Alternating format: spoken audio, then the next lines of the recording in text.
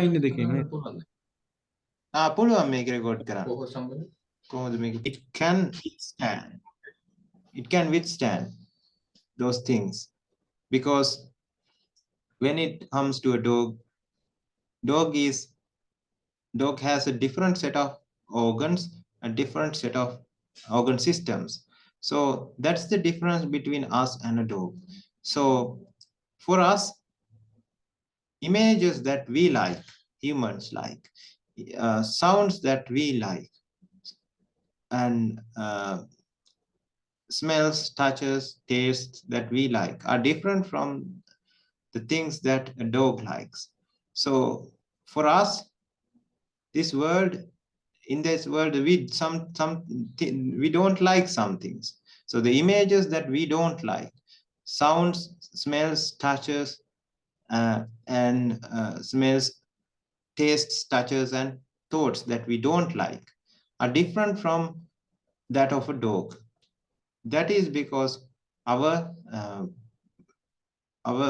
we are two different individuals, and the avidya that creates these two individuals are totally different.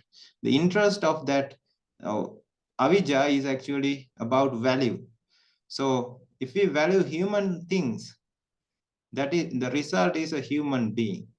If we value dog, the things that a dog likes, then the result is a dog. So when that is the case, the body also is created in such a way that the living being likes certain things and dislikes certain things. So likewise, when it comes to karma guna, some images are karma for us in nature. In its nature, it has a karma aspect in that images, in those sounds, in those smells, tastes, touches, and thoughts. Especially the pancha karma means eyes, ears, nose, tongue, and body. So these five has different when it comes to a human, the karma level for a human is different, and that is decided by the humanly nature. So it is not decided by the object itself. We know that the object is neutral, and our mind, the deficient mind, humanly deficient mind, sees those objects as valuable, and that is why we call them as karma gunika objects. So the quality of karma is there in them. Though we say like that, it is not the item that is responsible for that. It is our deficient humanly mind that implies that that narrative that these are likable, these are important, and the craving starts there. So if we want to get rid of that, we have to get rid of we have to be very mindful about what we are using.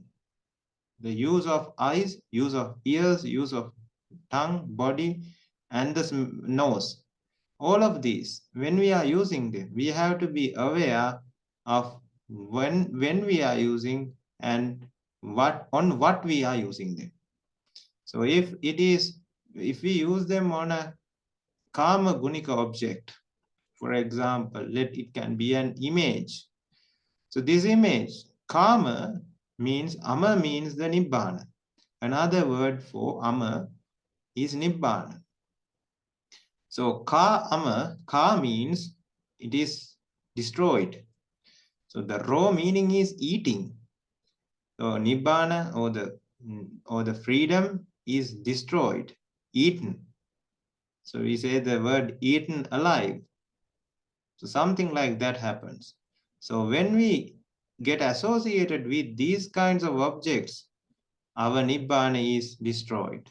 Our freedom, our free mind is no more there. It transforms into a raga nature, raga, mind of raga.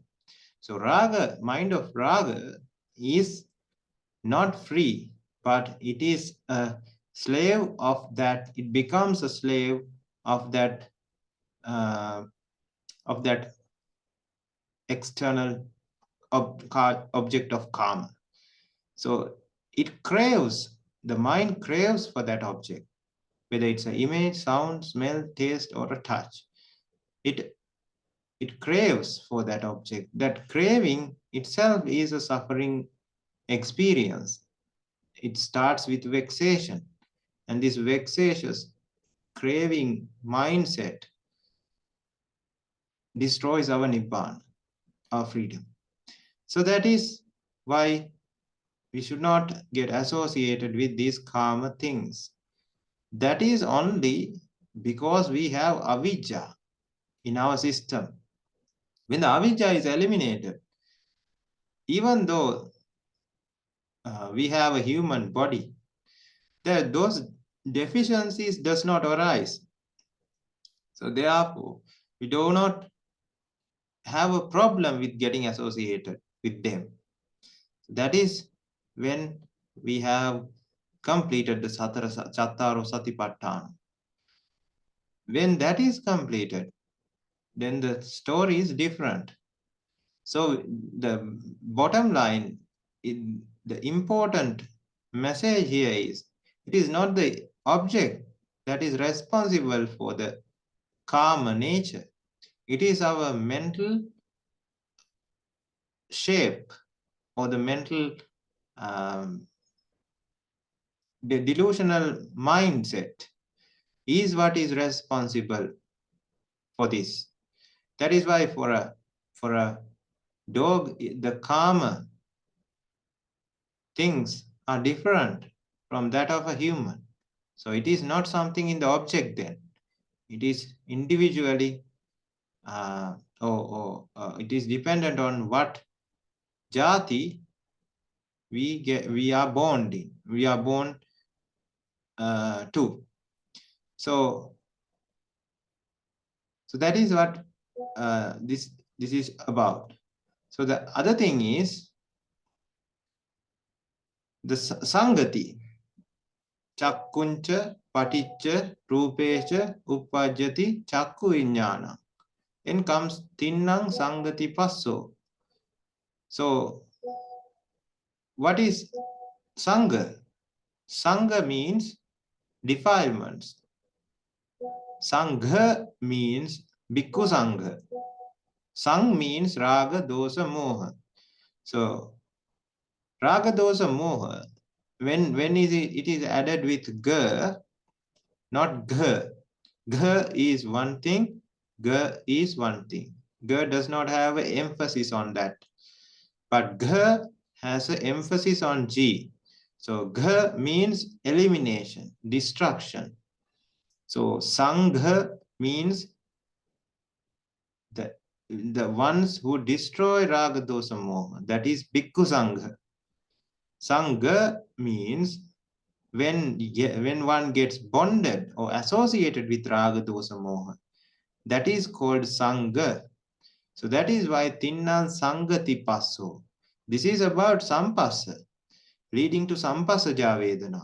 This is another way of explaining paticca In this paticca it does not start with avijja paccaya sankara. Instead, it starts with chakkuncha paticca rupecha uppaddaci chakku vijnana. Eyes and ears, eyes and images meet to create the chakku vijnana. So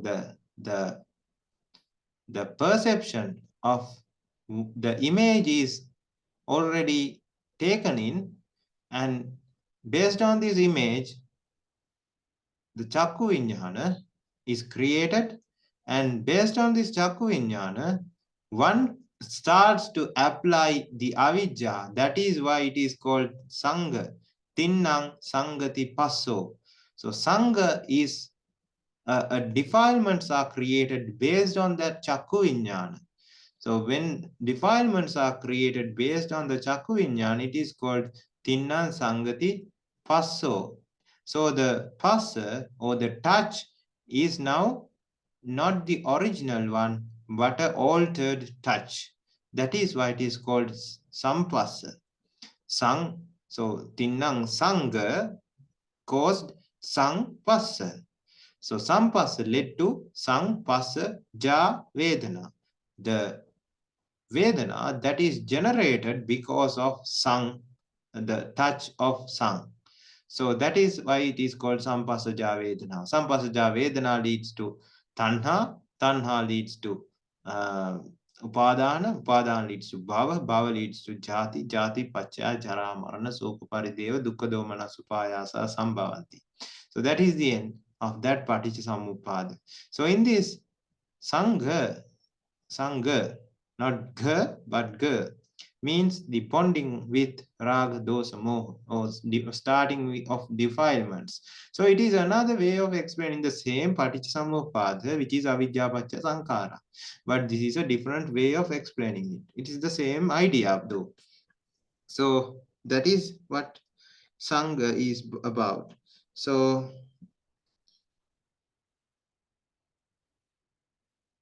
that is what I want to tell you about that question. If you are not clear about the answer, then please send that message or message us on the chat.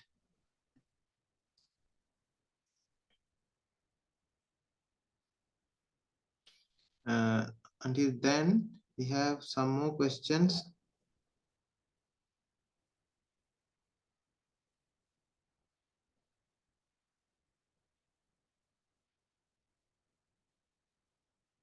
Question 1, I am asking this question. Yeah, is Ananantara Samadhi and in Ananantara Samadhi Nimitta is the same word as Animitta Samadhi. Anantara Samadhi. Anantara Samadhi Nimitta, the same word as Animitta Samadhi. So Anantara means again a word we need to clarify. An means the food.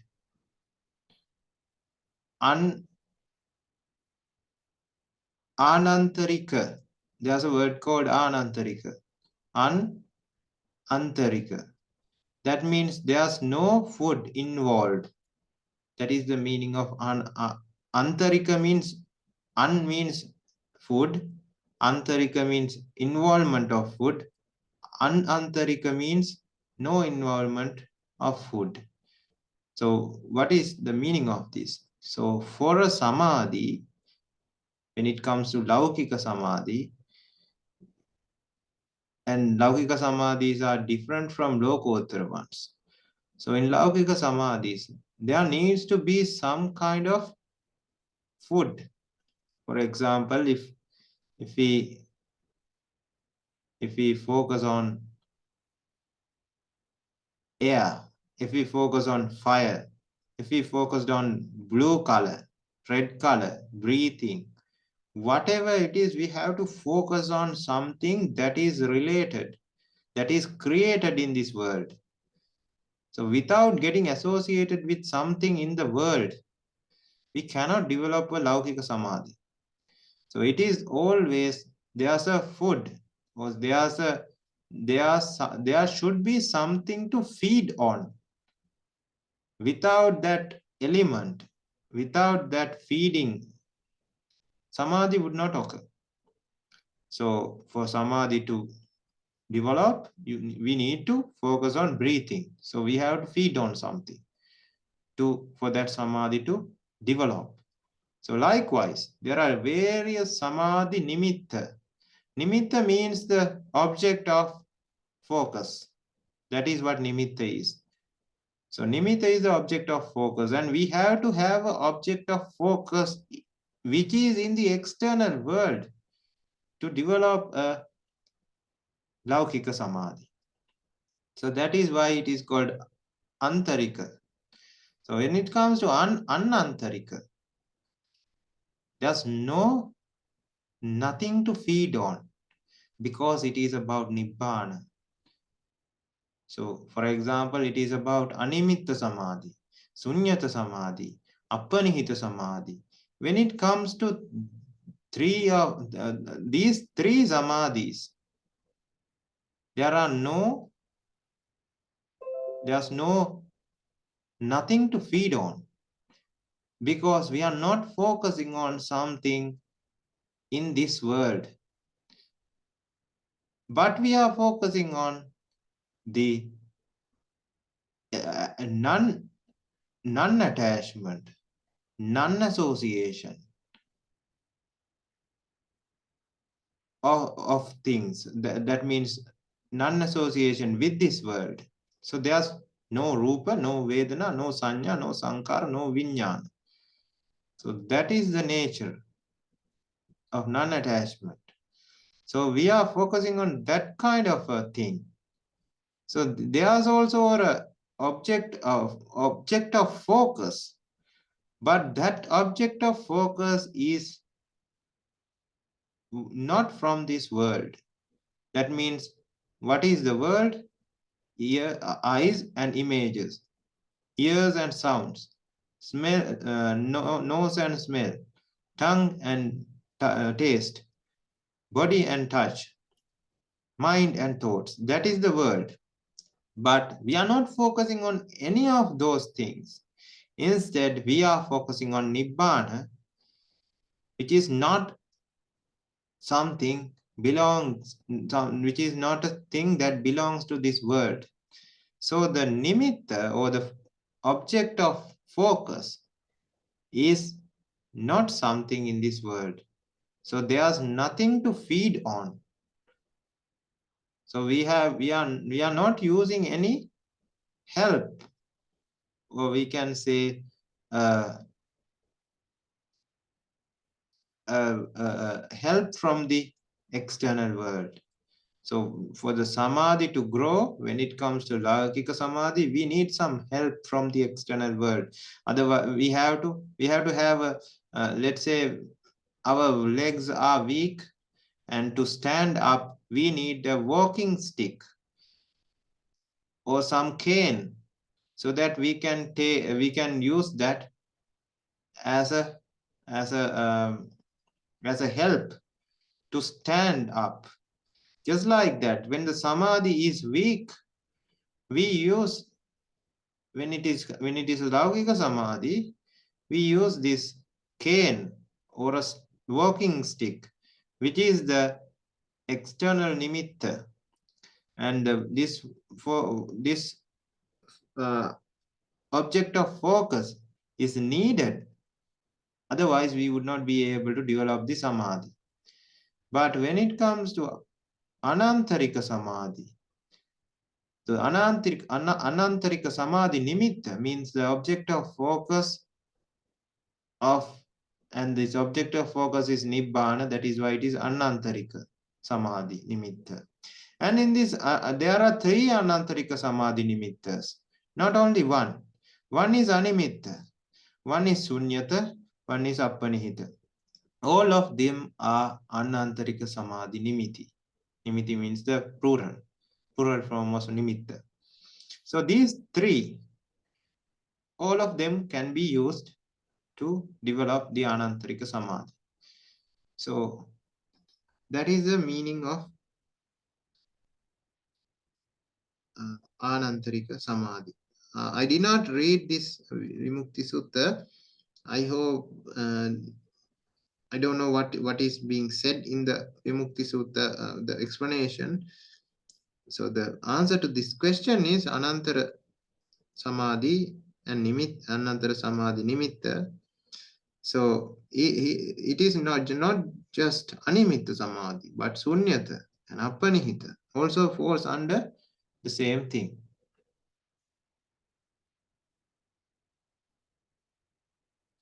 So there is a question in the chat: is each of our karma guna depend on not individual but on bhava? So bhava, if it is a human, if it is a manusya, so manusya, depending on manusya, the karma guna is different from that of a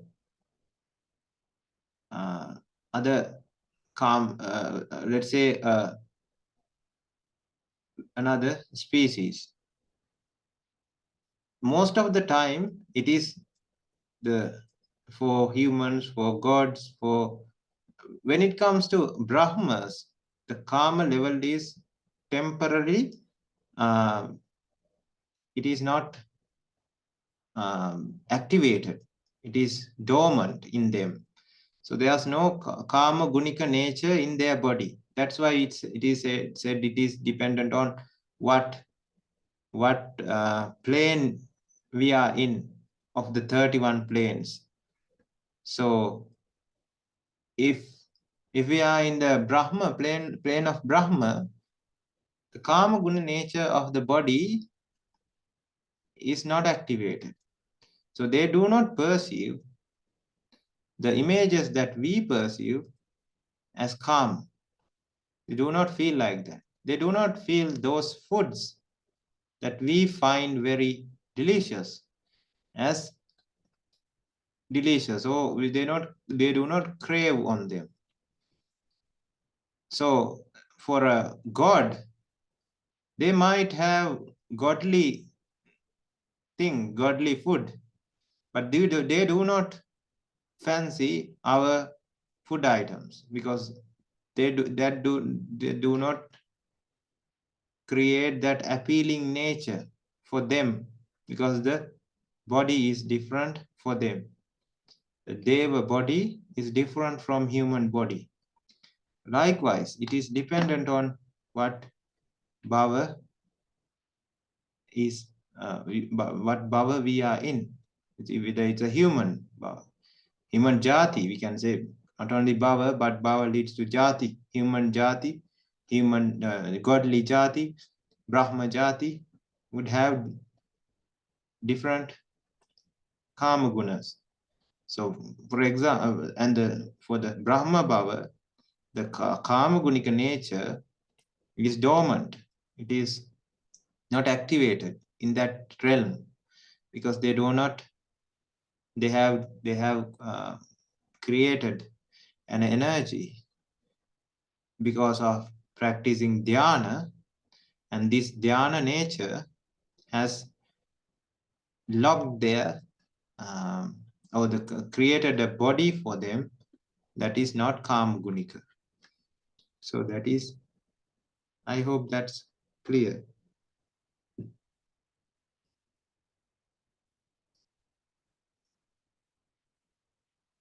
So there's a second question as well, and in the second question it says Dhamma rupa. This is about terminology. If question about Dhamma rupa terminology. If I think today about a friend I met a year ago, I remember her image, her voice, including the story of conversation, and even the smell of cosmetics and food which we ate together. Do those belong to the sixth Dhamma Rupa, or those belong to Rupa, Rupa, Saddha Rupa, Gandha Rupa, Rasa Rupa, Tab Rupa? For if I answer it in a very short form, all of them falls under Dhamma Rupa because they are not experienced with the corresponding internal organ at that point, but it is retrieved from the memory. We retrieve that data from the memory because it is almost 1 year in the past. So we are thinking all of them are mental images. So mental images are mental manorupa. So the sound, the mental image about sound, mental image about the face and the body, the mental image about the things those two individuals had, mental image about the smell of cosmetics, mental image about the voice and everything. All of that is mental image and not the active experience which is coming from the eyes, ears, nose, tongue, and body. So that is why it is called Mano rupa, which is coming from the sixth Dhamma rupa, which is retrieved from the Mana. And if it is actively happening, and when we are actively looking, what is coming to our eyes and what is activated is the Chakku Prasada or the Chakkayatana. Chakkayatana is activated, and Chakkayatana takes and leads to the Chakku Vijnana. And in that, there's the image which is created is rupa rupa. But after some time, when we try to remember what we saw, that is coming from as a mano rupa, because we are not actively seeing it right now. We are just trying to remember what we saw. So that is the answer for the first one. Does mano rupa belong to rupa of nama rupa in idapacheta patisampada cycle? If so, does this mano rupa include all sound, smell, taste, touch in addition to image? Yeah, yes, rupa means not just image. Rupa means a pattern. So mano pattern might have various things in it. It is a combination of all smells, sounds, taste, touches, and everything. It comes as a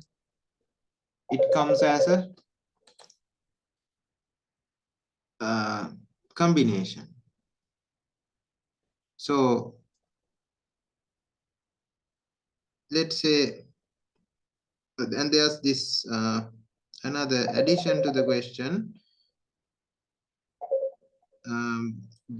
Do those belong to rupa, saddha rupa, gandha rupa, rasa rupa, pattabha rupa? The past rupas. I'm not quite sure about the addition part of the question. What do those belong to? I think answering this would sort it out. So the thing is, when it comes to idapacheta patisampada, we are talking about avidya paccha sankara, sankara paccha vijnana, vijnana paccha nama rupa.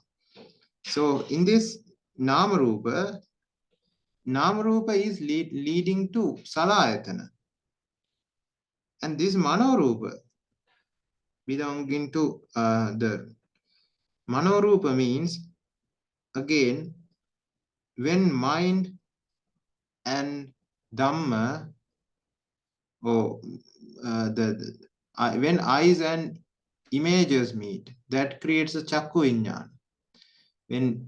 When sounds and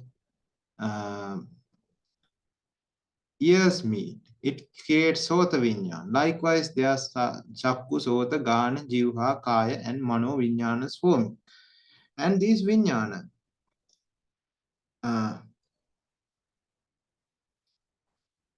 these vijnana are the reason.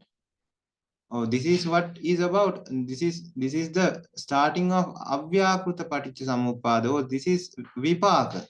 So eyes and images meet because of a vipaka.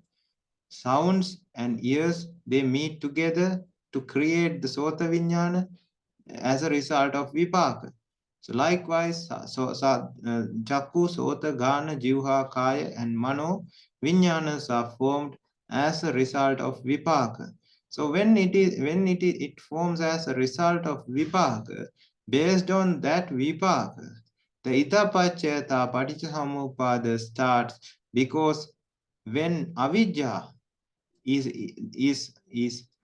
when avidya is created, and what it does is that image, when the image is perceived, because it arises as a vipaka, based on that image, a value is added, and a different vikurti jnana, or a corrupted mindset, is created. For example, we can see a bottle of alcohol as a vipaka. So we saw just a bottle of alcohol. And when the itapacchayata paticcasamuppada starts, since the avidya is there, avidya is developed, and it creates that corrupted mindset where that person has given value to drinking alcohol, and alcohol drinking mindset has arose because of avidya paccha sankara, sankara paccha vijnana. And this vijnana would lead to nama rupa, which is the changing of the organ system, which is chakku, sota, gana, jivha, kaya, and mano, to chakkayatana, sotayatana, ganayatana, jivhayatana, and manayatana, which are called salayatana. And this process of creating the salayatana is nam rupa in idapacchayata paticcasamuppada. And in this nama rupa, and the creation of salayatana would lead to the passa, or the corrupted touch, corrupted with avidya. That is why it becomes a sukha vedana.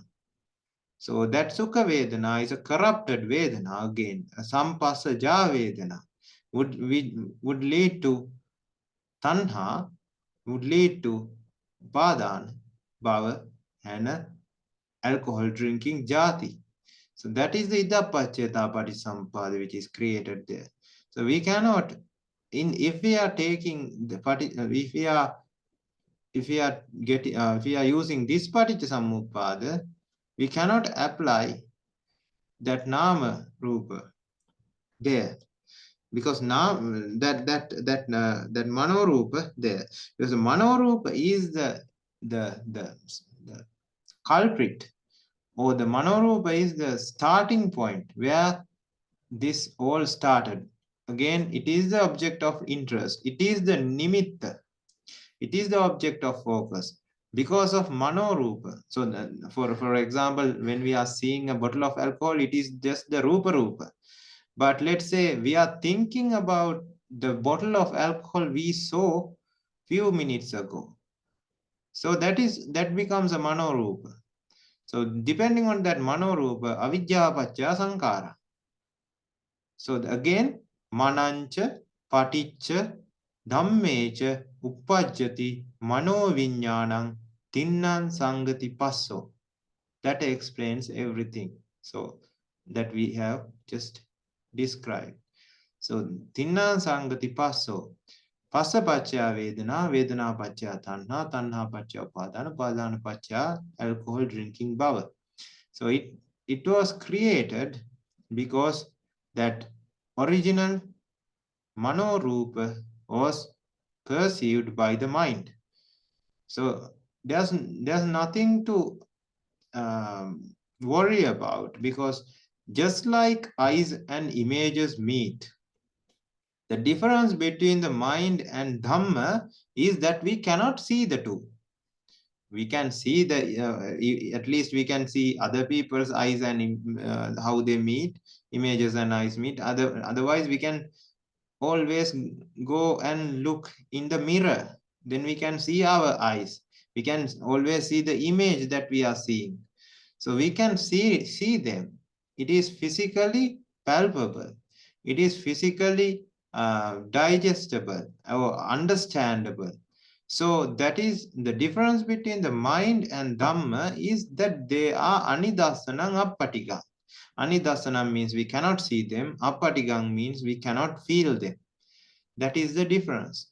So anidasanam appatikam dhammayatana pariyapanna rupa. That is Mano rupa. If you go to the literature, so that is not felt, that is not seen, but it is only perceived by the Dhammayatana or the Manayatana. So Manayatana can understand what those rupa are. So that is Mano rupa. So there's that is the connection between the two. So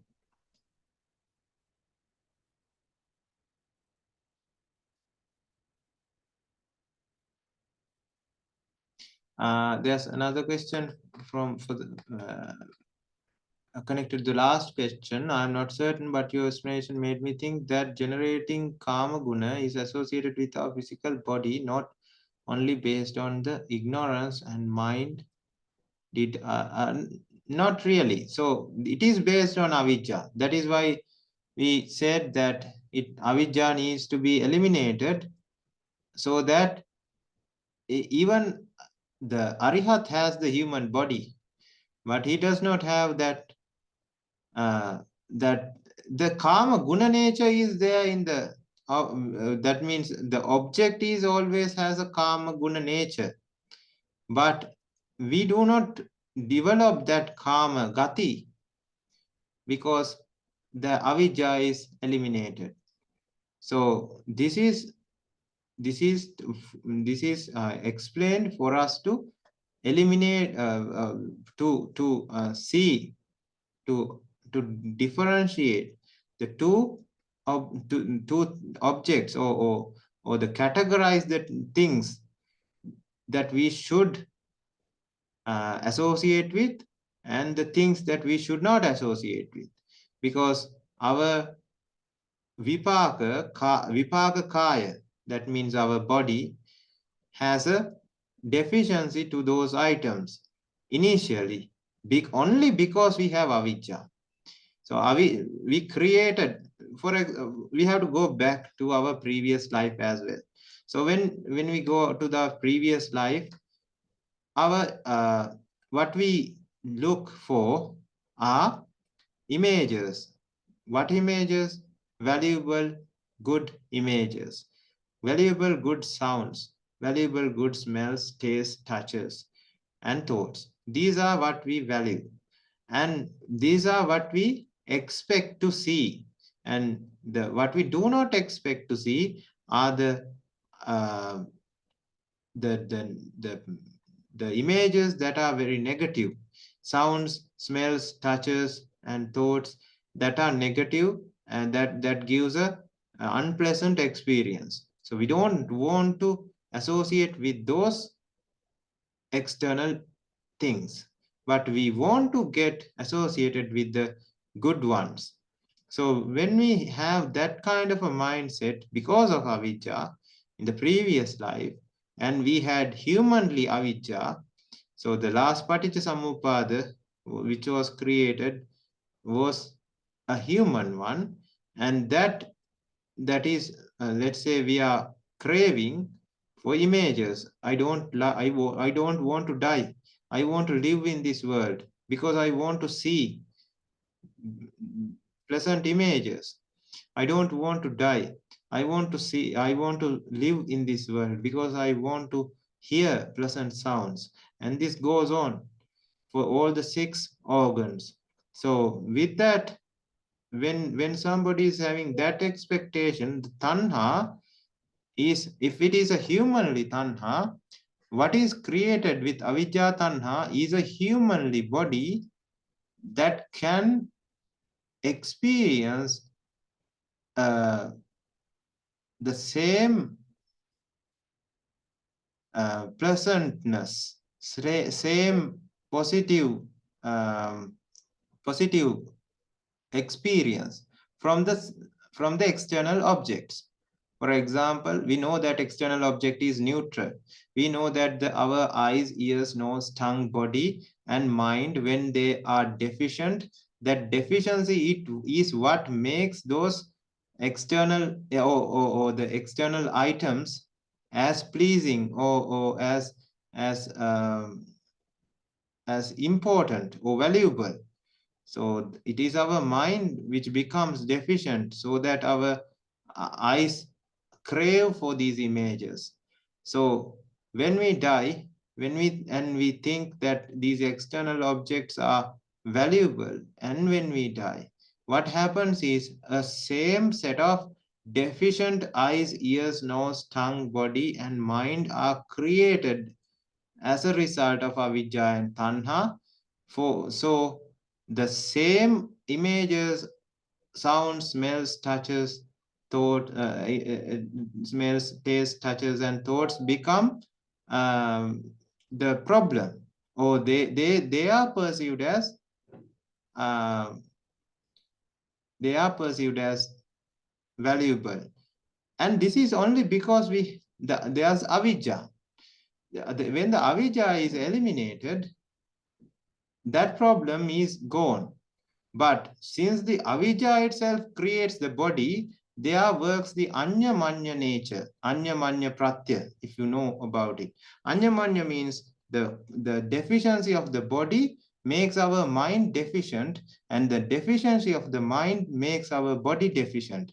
For example, when we meet with a delicious plate of food, we were not hungry initially, but we had the craving for that food item. So the food item was kept in a kept in the kept in front of us, and it started the mental it created a mental deficiency, and that mental deficiency created a deficiency in the body as well. Now the body is deficient. Now, even though that plate of food is removed from there, the deficiency of the body would make the mind more deficient, and it works like a vicious cycle, creating more and more problem, or deficiency becomes greater and greater. So it becomes a vexatious cycle. So the thing is, if that person could eliminate avijja and break the cycle, then the body is just itself cannot create that, because it's the anyamanya nature. The if at least one is eliminated, if some way we can neutralize our body, then it would affect the mind, because it is not just the mind we have, but we have created a body with it, and they are interconnected.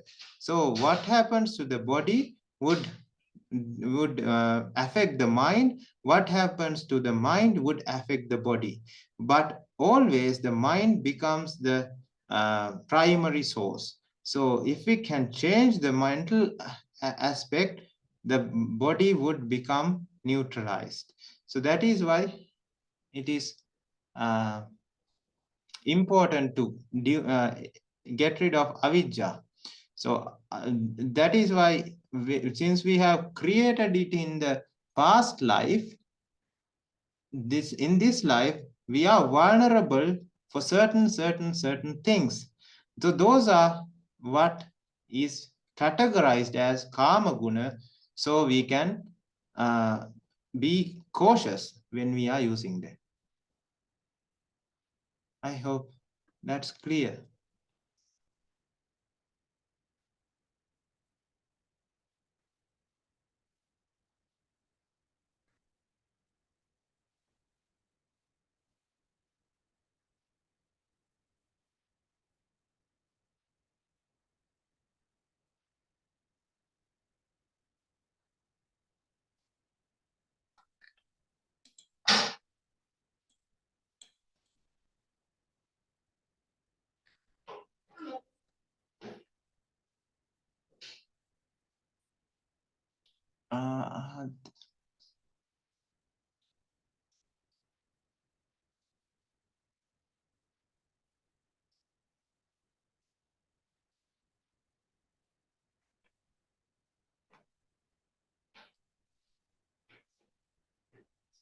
Now I think Kama Guna is related with Kama Raga Sanyojana, because Sanyojana always goes next bhava unless it doesn't vanish with Panya. Yeah.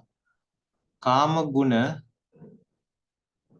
leads to Kama Raga if that person is having that sort of avijja. Because Raga means the wandering around thinking that object is valuable. So when there's a Kama Gunika object, and when the person is having Kama Raga, when the two things, when the eyes meet that image which is of Kama Guna, Kama Raga would be generated, and that would create this sansaric journey to prevail.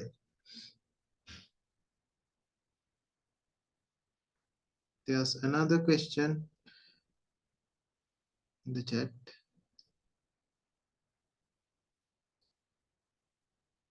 I was guessing other than what I needed right now, but today I have a question for you about the Gandhabba. In the 1 to 4 steps of 1 to 4, fine body of Gandhabba. How long does it take to proceed with step 1 to step 4? Just stages 1 to 4. I think if you can share this image, and if you can share the question as well to the chat, then it would be easier for others to understand what the question is about, because it is posted with the image. Otherwise, I'll use this whiteboard to explain. We shared the file already. We share. Yeah. Okay. So do stages 1 to 4 occur immediately after the heart stops, and does Gandhabba wander around for a while waiting for a suitable fertilized egg, or does it go through a different process? In fact, I assumed that Gandhabba leaves the body after one dies. Of course, the Gandhabba that leaves the body continues to go through the Idapacheta Patisampada, human Gandhabba to do Gandhabba, regardless of whether it is number 1, 2, 3. Does the Gandhabba still have the memories of its past human life until it is sucked into the next fertilized stage?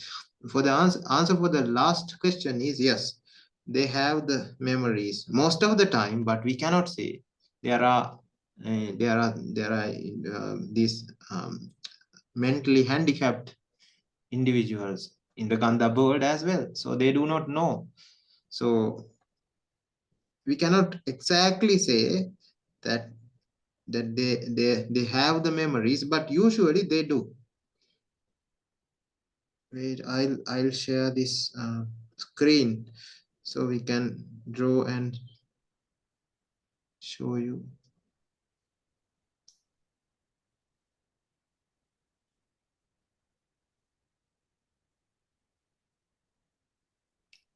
It's very slow, I think.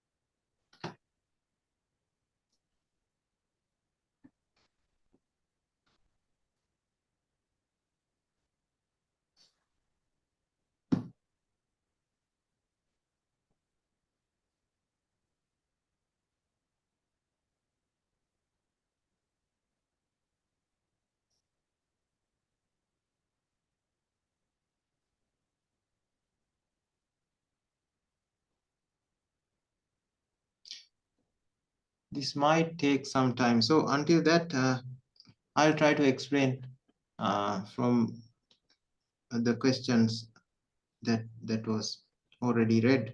So the thing about Gandhabba is, yes, it goes through 4 stages.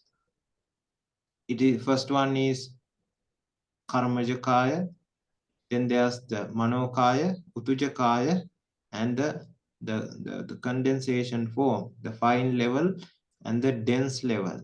Dense level is the human, the physical form that we are having and the animals are having, but the previous form is the fine level. In that fine level is, we call them Gandhabba.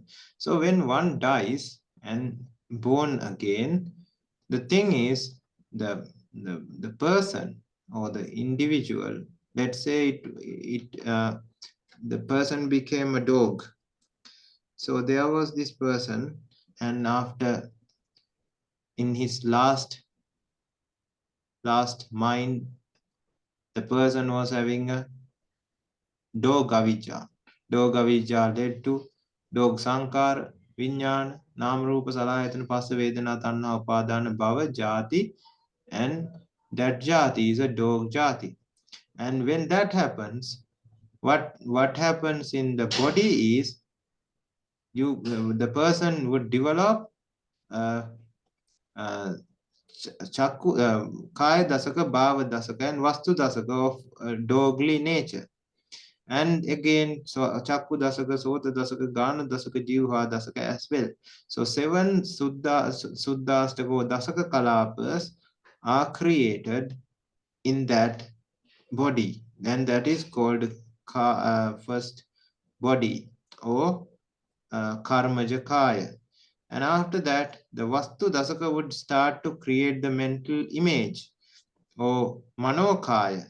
So manokaya would lead to the second body, and this would start getting deteriorated with time. So moment after moment, what is created is just get destroyed, deteriorated, and the pieces of it, or the debris of the already destroyed images would gather around the original body, which is karmajakaya, and the second one is the manokaya, and would create the third body, which is also comprised of utujakaya.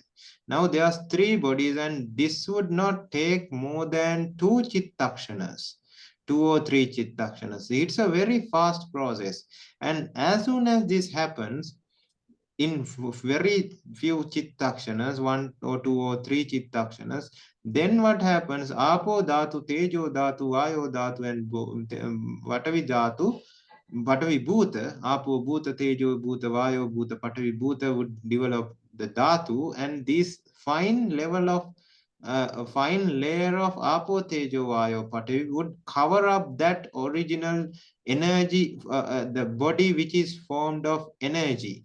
So energized body is coated with Apo, Tejo, Vayo, Patavi, creating a very fine level of body which we cannot see with our naked eyes. So that level is called Gandhabba, and it does not take few seconds, a few chittakshanas to create that level.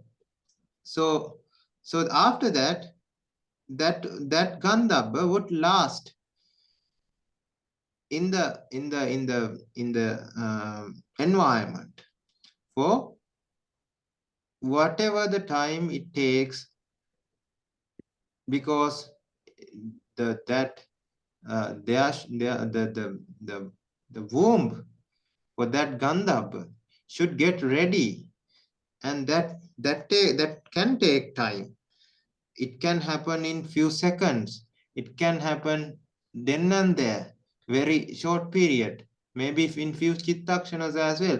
But it can take years as well, because the correct womb for that Gandhabba to get fixed should occur. Otherwise, that Gandhabba would not get that place, get that the mother and the father should be ready so that the Gandhabba can become a human being. So that is the nature of the Gandhabba. So there are a few questions regarding that. So I have already answered the first one. How long does it take to proceed with first step to the step 4? So it does not take the 1 to 4 means the 4 bodies, first body, second body, third body, and the fourth body. It does not take time. It happens in all of it happens in a very short time period. Even we cannot count in seconds. So the stages 1 to 4 occurred immediately when the heart stops. Yeah, the thing is, and does the Gandhabba wander around for a while, waiting for a suitable fertilized egg? Yeah, that's correct. It has to wander around. It does not happen all the time. Sometimes it just go, and it depends on the condition. If the fertilized egg is already ready, then that Gandhabba would not have a waiting time. But if the environment is not suitable for it, it has to wait. So that is the difference. And the thing is, now we have to understand about these. There are 4 terms that I need to tell you. There's karmakaya marana. I think we might have discussed this before. This karmakaya marana. Then there's this upayakaya marana. Then upachedaka marana. And then there's this ayukaya marana. So we have to sort out the 4, then that would answer the other question. So the question is, does stages 1 to 4 occur immediately after heart stops? Yeah, we can find a answer for that by understanding these 4 maranas. Marana means death. There are 4 types of death. One is ayukya marana. So what we need to understand is, our lifespan is decided by 2 things. One is the durability of our body. For example, in this era, our body can only last about 80 years most of the time. So before it was 120 years.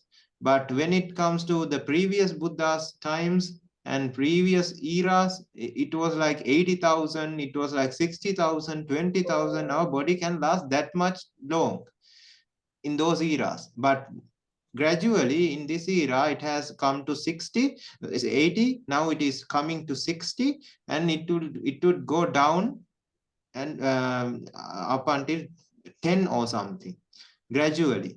So the thing is, our body decides the lifespan, and the other thing that decides our lifespan is the karmic energy.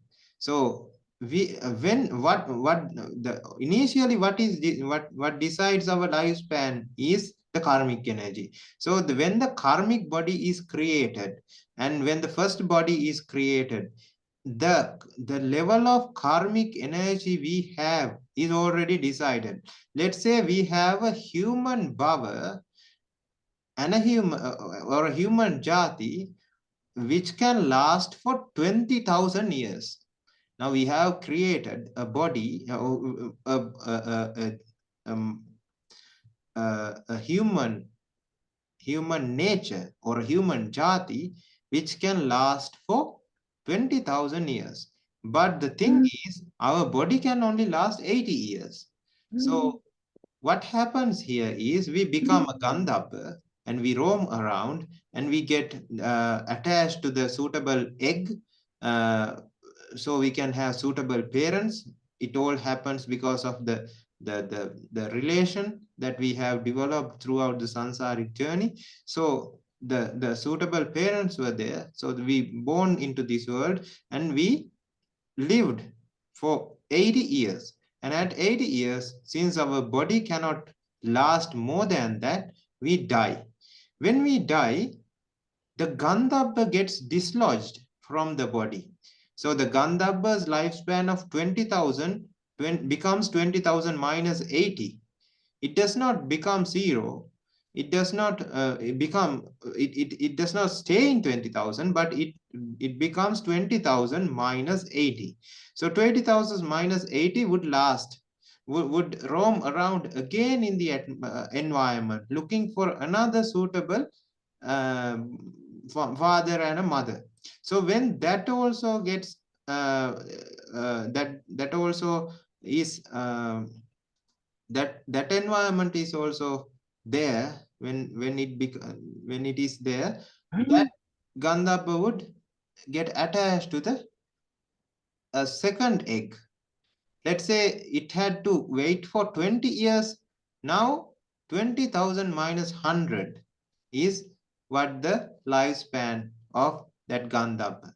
So then again it got to the fertilized to the second egg, and after fertilizing it attached to the second egg. So after attaching to the second egg, it was born, and again it lasted for 80 years.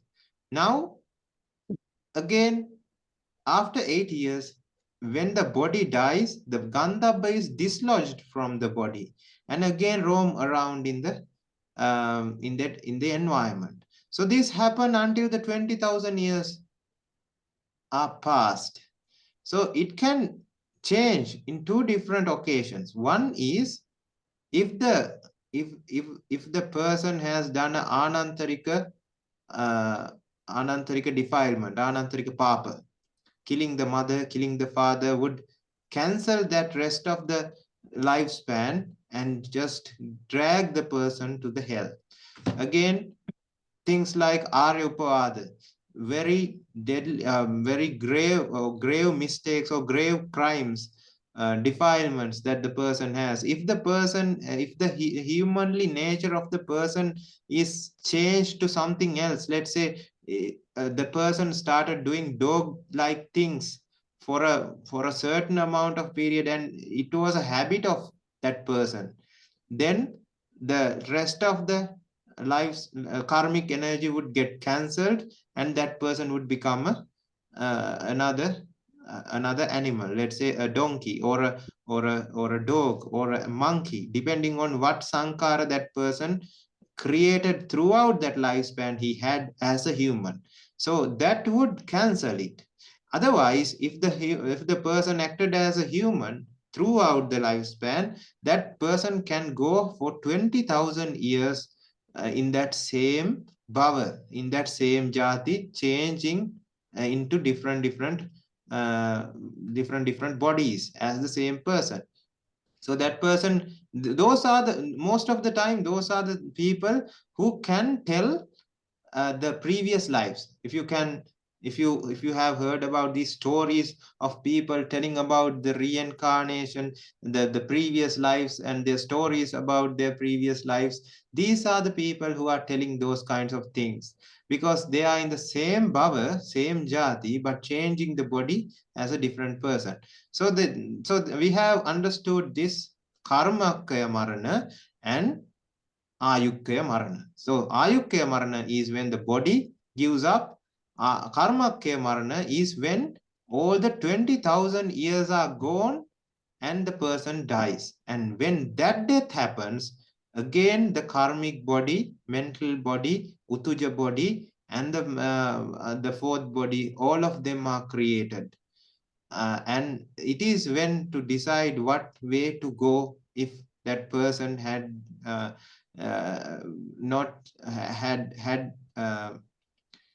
was able to, if that person was able to have a humanly nature throughout the lifespan, this is the time to decide which way that person is going, up or down.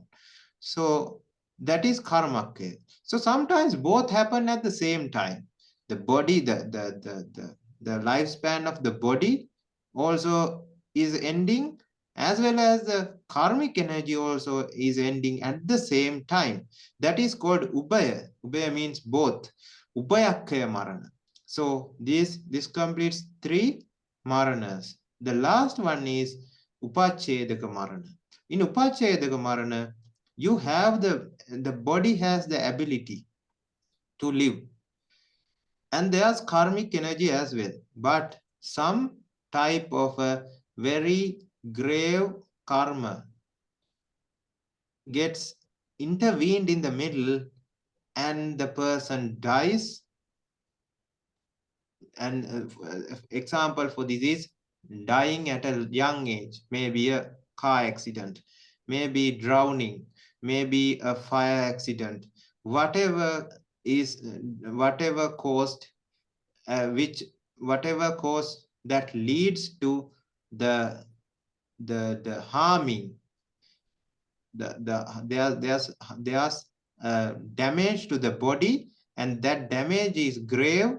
The body cannot continue to last, or this system cannot function because the damage is so grave that person has to die.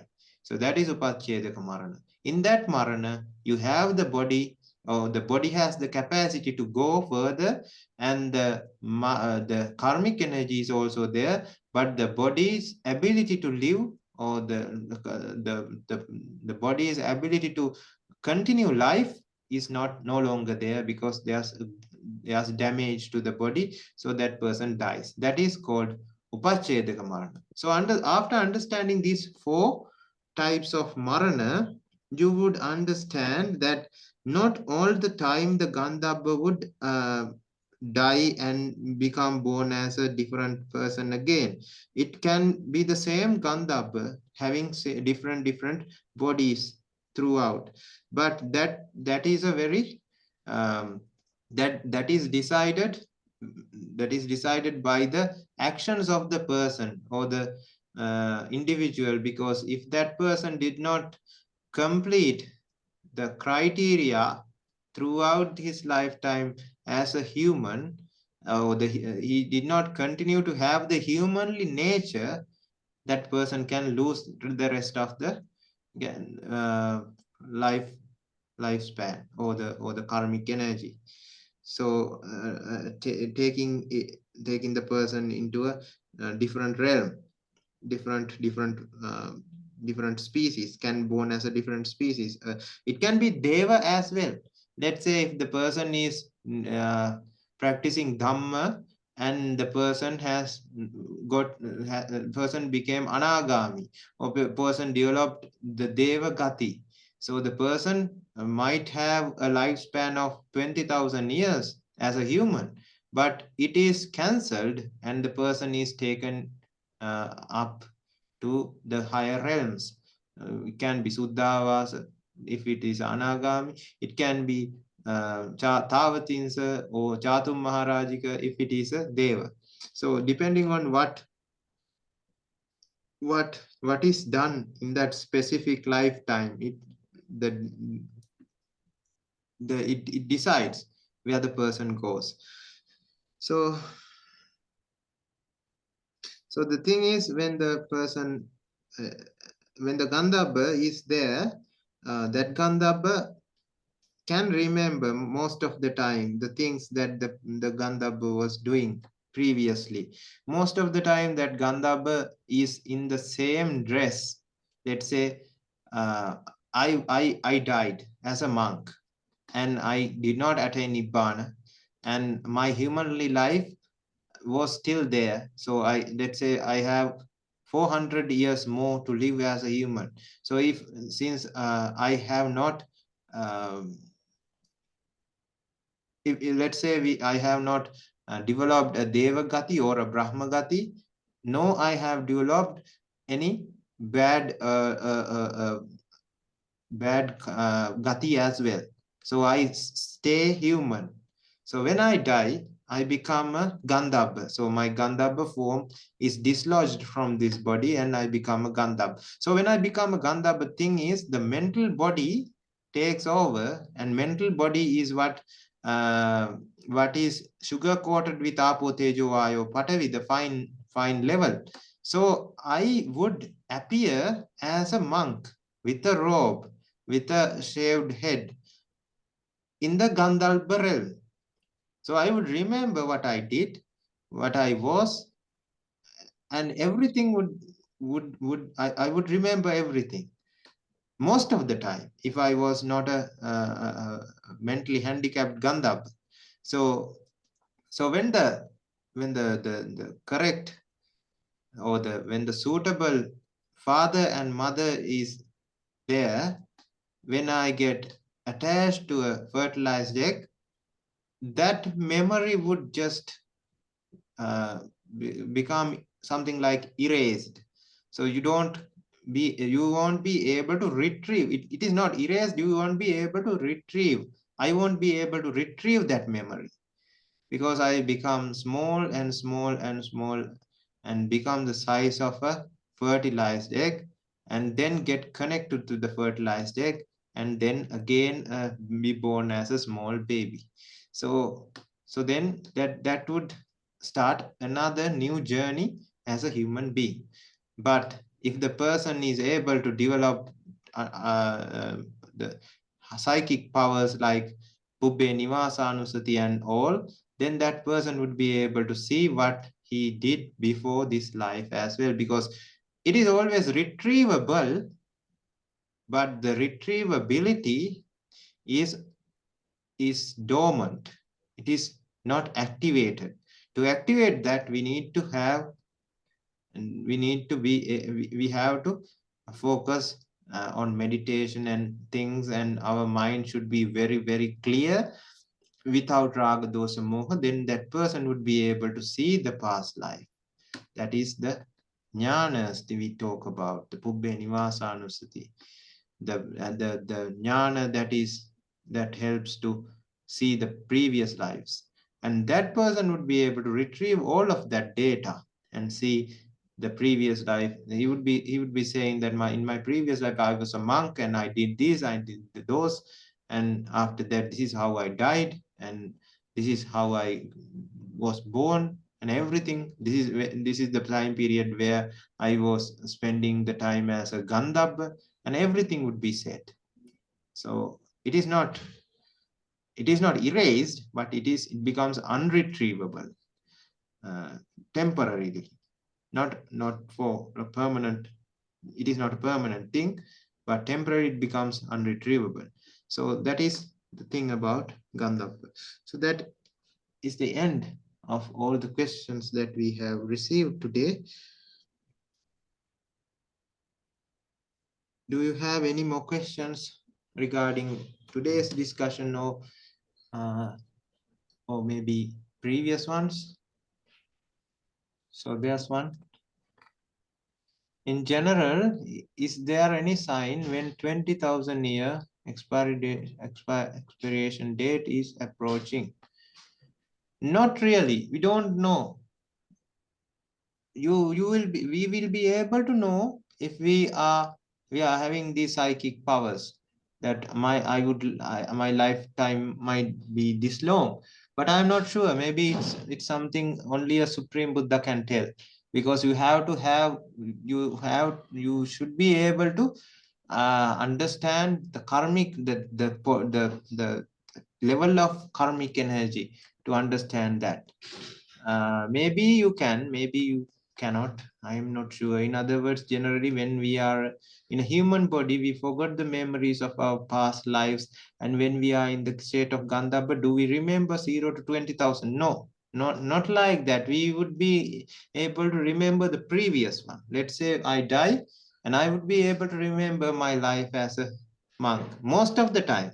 But some would develop vipaka irdi, and in this vipaka irdis they can understand, they can see few previous lives, and there are no hard and fast rules as such that you cannot, or you can. There are always exceptions. So the usual thing is you only can remember. So for example, for me, I cannot remember my previous life, but there are people that who can remember the previous life. So the norm is we cannot remember the previous life, but there are individuals. If you have read about the Themiya Jataka, in the Themiya Jataka, that Bodhisattva could remember few previous lives. He remembered that he did he was ruling as a monk for 20 years or something. 20 years he was a king for 20 years, and because of the things he done as a king for 20 years, he had to spend 20,000 years in the hell. I think it's the it is called the Osupat Naraka. So he had to spend 20,000 years in the Osupat Naraka because of 20 years of ruling as a human king. So he knew all of that as a human being and as a Gandhabba as well. Maybe as a Gandhabba as well. So so if the person can see that as a human, then we can surely assume that in the Gandhabba form also people could see someone, special people, individuals can see the previous lives. So because of that, he acted in this life also. Themia Kumara was a prince. So this prince was born as a as the heir to the throne, and he knew what was coming from him, because he knew after 20 years of kingship he had to spend 20,000 years in hell. So I am not assigning for this contract. So that is what he thought, and he acted as a limp, acted as a mentally handicapped person, acted as a blind person, I think, as I can remember, so that he can escape the royal the burden, or the heir to the throne. So he would be he would not be a candidate for the heir to the throne. So he succeeded in the end, and that is some of the virya paramita he has completed during the Mahabodhisattva has completed during his era as a bodhisattva.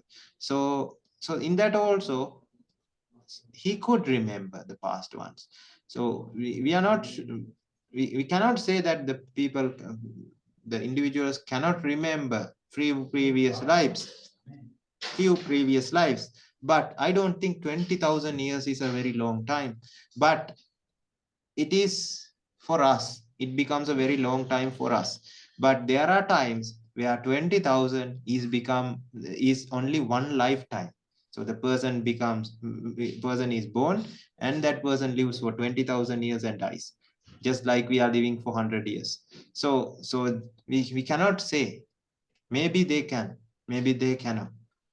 I'm not quite sure about that. I think you get the idea.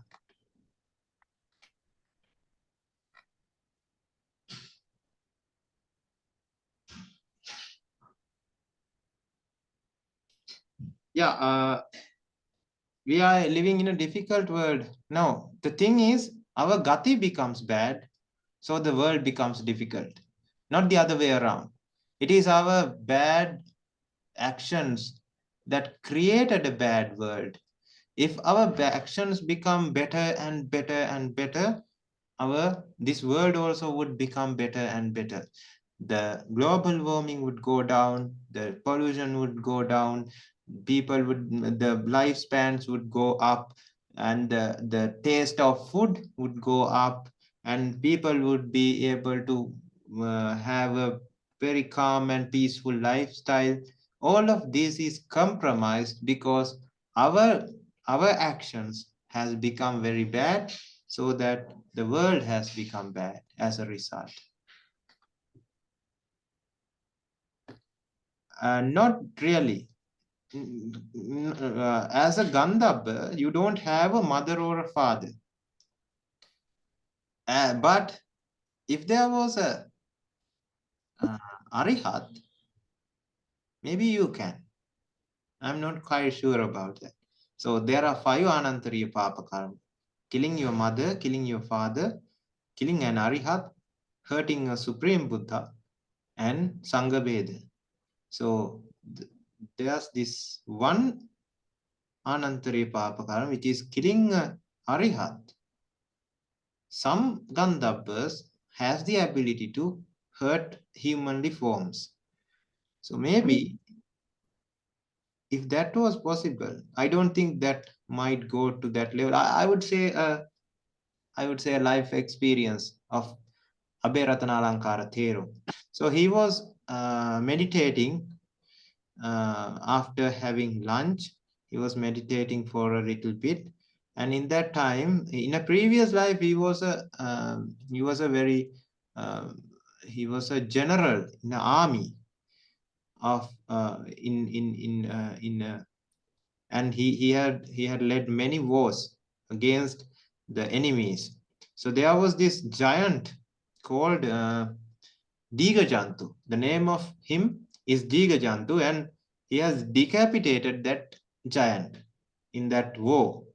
So this giant was in Gandhabba form, looking for revenge. But the thing is, after only he became this Vaharaka Thero, he was able to get access to for the revenge.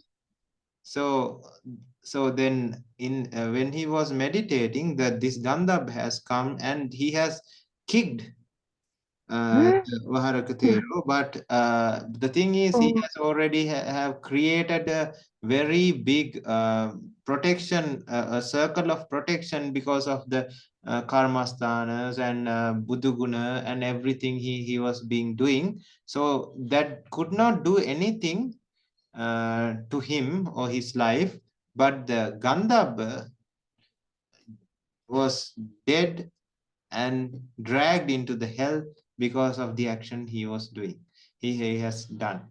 So there was another example in the Tripitaka as well, something like that. So I think it was Sariputta Thero. So he was meditating and he was in the Nirodha Samapatti. In a night, there was this it was a full moon day, as I can remember, and the image of the reflection of the sun moon was coming from the bald head of his, because it was shaved. It was shining because of the moonlight. The head was shining because of the moonlight, and there was this Gandhabba, again Amanusa, maybe a Gandhabba, maybe a Kumbanda, I don't know. There may individual with a fine body. So this yakka, I think it's a yakka. So this yakka went and knocked his head. So when that was happening, it says that it was something like, if that was done for a normal person who was not in Nirodha Samapatti, because in Nirodha Samapatti nobody can harm that the Arihat who is in Nirodha Samapatti. But if he was not in Nirodha Samapatti, that power would equal to 7, as I can remember, 7 elephants, one on top of each other. So the power of that knock is equal to 7 elephants on top of each other. On that kind of pressure was put on the head. So if it was a normal individual, that individual would be flat and no remains would be found. That kind of a power was put on the head, but there was nothing happened to him because he was in Nirodha Samapatti. But the yakka was dragged into the hell just after that incident happened. So that is how things happen in the Gandhabba world. So in the Gandhabba world also, people can do sins, people can rejoice on merits, or we say anumodana. So this is where the anumodana comes. So they can be happy and delighted about the meritorious things that we do, and they can go high up above, and as well as the opposite also there, they can go down as well. That means the hells. So that is the nature of these these Gandhabba forms. Thero, if a jati sotapanna rebirth happens after death, how will he remember Dhamma that he learned, and how will he refrain from three sanyojana? Yeah, so the thing is, when there's someone in jata sotapanna state, that changes or that eliminates the this what we call anusaya. So when the anusaya is not there, he would not remember the things as the words like anicca, dukkha, anatta. Those words would not be remembered. But the thing is, he would always have that emotion or the the the, the feeling of anicca. So he wouldn't feel that this world is senseless. There's no point in getting attached. This is all dukkha. Why should I get attached? That kind of a mindset would be there. But the word anicca, word dukkha, word anatta would not come from that person's uh, mouth. That person might not be able to explain Dhamma as well. He might not know what Dhamma is. But that person has the inner, that means the gut feeling changes to, and that gut feeling is this world is not full of essence. I should not go after this. There's nothing to take it as me, mine, or my soul. So that understanding would be there. That is why in Kala Situputta's Desana, in that Desana, the Supreme Buddha takes wishes, or he makes a wish that this Kala Situputta would be able to understand Dhamma, but he should not be able to remember any of the words I say. So the thing is, this is the son of Anathapindika Situ. So he was sent to listen to Dhamma, and there was this agreement between them saying you should at least remember one word Supreme Buddha says. So this was a trick done by the Situ to get his son to listen to Dhamma and to make him understand about Arya Dhamma. So he also wanted these 100 kahavanu, or the gold coins. So he promised, okay, I'll do that. If I get 100 gold coins, I would do anything. So he went and listened to Dhamma, but he was not, he was focused on remembering at least one word so he can go and get his 100 gold coins. But since Supreme Buddha knew this and wished that he could not remember any of the words the Supreme Buddha was preaching, he tried to remember many, as much as possible, but he could not remember anything. Instead, he was able to understand the meaning, and the meaning made him a Sotapanna. So when he goes home, he does not remember anything, any word the Supreme Buddha said, but he knows the world is of anicca, world is of useless nature, pointless nature. There's nothing to latch on to. This is full of dukkha, and everything is there in his feeling. So he feels that the gut feeling has already changed. So that is what happens when somebody dies and born as a Sotapanna. So he does not know that the Dhamma, he would not be able to say the word Dhamma as well, because he does not remember. But he knows his gati has changed. His nature of how he deals with the world has changed. So this is why it is called, now the Sakkaya Ditti has eliminated. The three Sangyoja, Sakkaya Ditti, Vichikicha, and Silabbata Paramas has changed. So Sakkaya Ditti means, Sat means the value. You know, that individual knows that there's no value. The concept of value that is given to the world has already gone. Even the person is born again, that does not change. That is the nature of a Sotapanna. So that is, I think that explains the answer to the question.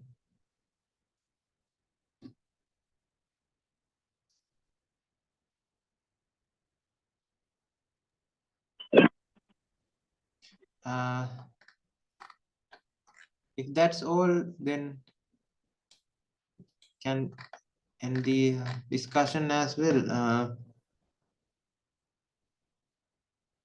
I think I have gone through all the questions.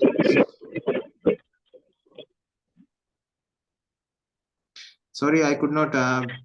I forgot actually to record in the beginning, but we only I think lost like few minutes, maybe 5 or 10 minutes. The rest of the recording would be there with me, and I'll upload it to the group or to the Google Drive. So